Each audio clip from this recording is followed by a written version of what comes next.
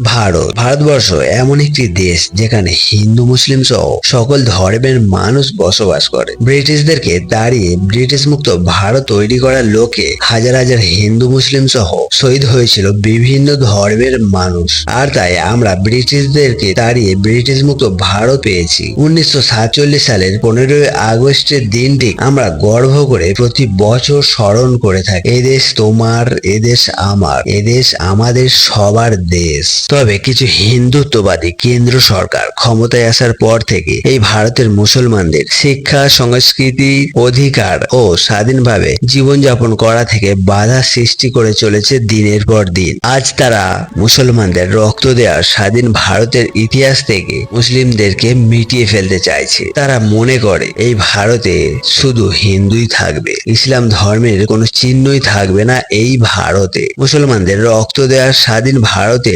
মুসলমানদের কোনো অধিকার তারা রাখতে চায় না। তাই তারা মুসলিমদেরকে ধ্বংস করার জন্য বিভিন্ন চক্রান্ত তৈরি করে চলেছে দিনের পর দিন। ক্ষমতায় আসার পর থেকে বিভিন্নভাবে মুসলমানদেরকে কোণঠাসা করে চলেছে। তবে এত কিছু করেও এই হিন্দুত্ববাদী কেন্দ্র সরকার মুসলমানদেরকে চিরতরে ধ্বংস করার উদ্দেশ্যে নতুন করে এক আইন তৈরি করেছে, যেটি মুসলমানদের অস্তিত্বকে নষ্ট করতে পারে। মুসলমানদের মসজিদ, দরগা, কবরস্থান, খানকা, মাদ্রাসা সহ বিভিন্ন সম্পদের প্রতি এই সরকারের নজর কেড়েছে। তাই তারা মুসলমানদের এই সমস্ত কিছুকে নিজেদের কবজায় এনে তাদের দ্রুত ধ্বংস করার পরিকল্পনা তৈরি করেছে। তারা ওয়াকফ বিল পরিবর্তনের একটা প্রস্তাব রেখেছে, যেটি নিজেদের ক্ষমতার জোরে পাস করিয়ে নিয়েছে।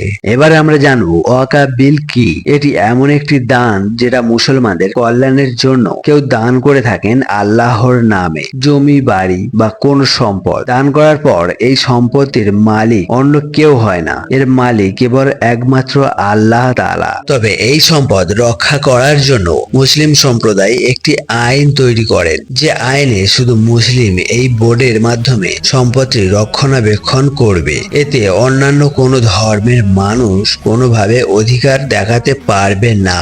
আর এই সমস্ত দান শুধুমাত্র আল্লাহর নামে একটি দলিল আকারে এই বিলটির মধ্যে লিখে রাখা হয়। কেন্দ্রের দাবি, অনেক ওয়াকফ সম্পত্তির সঠিক নথি নেই। তবে এই বিলের পক্ষে এবং বিপক্ষে বিভিন্ন রকমের যুক্তি তৈরি হয়েছে। পক্ষের কিছু যুক্তি: 1 নম্বর, নতুন বিলে দুর্নীতি বা অব্যবস্থাপনার বিরুদ্ধে পদক্ষেপ নেওয়া হবে। 2 নম্বর, জনগণের জন্য সম্পদের আরো ভালো ব্যবহার নিশ্চিত করা হবে। এর বিপক্ষে যুক্তি: এই আইন বদল করে সরকার মুসলিম সম্প্রদায়ের ধর্মীয় অধিকার ক্ষুণ্ণ করছে। ওয়াকফের সম্পত্তি দখলের আশঙ্কা বেড়ে যাচ্ছে।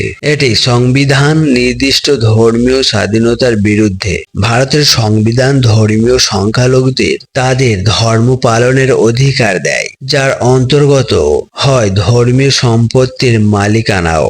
এই সম্পত্তির উপর অতিরিক্ত সরকারি চাপ ও হস্তক্ষেপ ধর্ম নিরপেক্ষতার চেতনা আঘাত আনতে পারে। সরকার এই বিল পাস করতে ভারতের চারিদিকে আন্দোলন শুরু হয়েছে।